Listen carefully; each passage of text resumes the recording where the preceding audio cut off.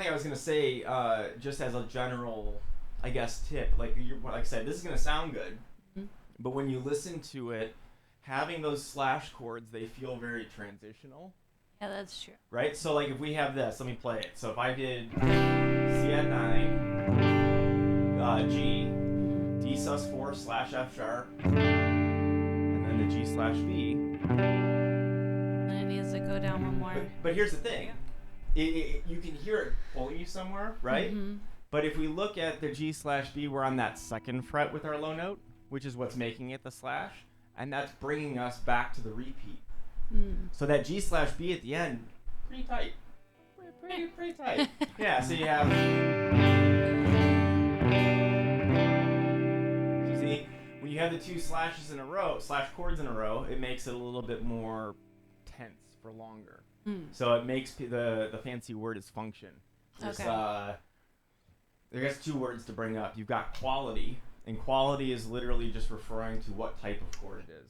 Is it major? Is it minor? Is it a 7th? Is it a 9? Whatever. And then I just lost my train of thought. There were 2 things. One of them was function. And so function is like what it feels like it's doing, you know. So if I play a major scale and I stop on note 7, it's gonna bug you until I finish it, you know. Right. So that leading tone note its function is to help pull you back.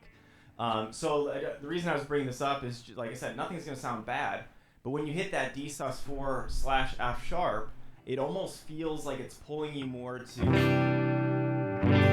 3rd fret with the G, 2nd fret with the slash F sharp, maybe the E minor 7. Just got it. And so the whole reason I'm bringing this up is, if you're coming up with something, don't necessarily throw it away if you don't like it.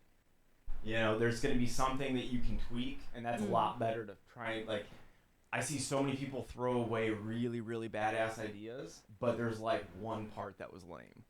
Gotcha. Right? So it's like 10% needed to be fixed, and it would have been awesome.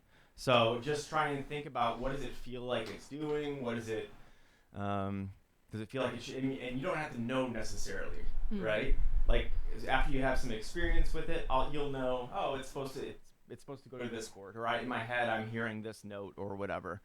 But for right now, you might just be kind of surface level and say, oh, it feels like it needs to be higher or lower, or I don't know. There's a lot of weird words for describing music, right? Bubbly. Or I don't know. There's all sizzly or. You use crunchy a lot. Crunchy. Yeah, crunch is actually a term that's really common for amps. So a lot of times on an amp, you'll have like, you know, a clean channel. It's always the G string.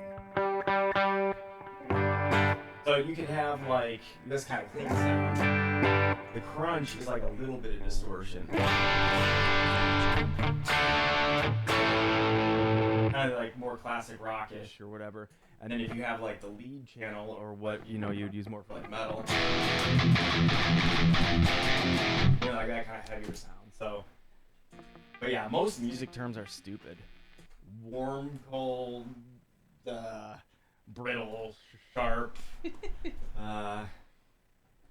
flamboyant. I don't know. Like it could be anything. It could be.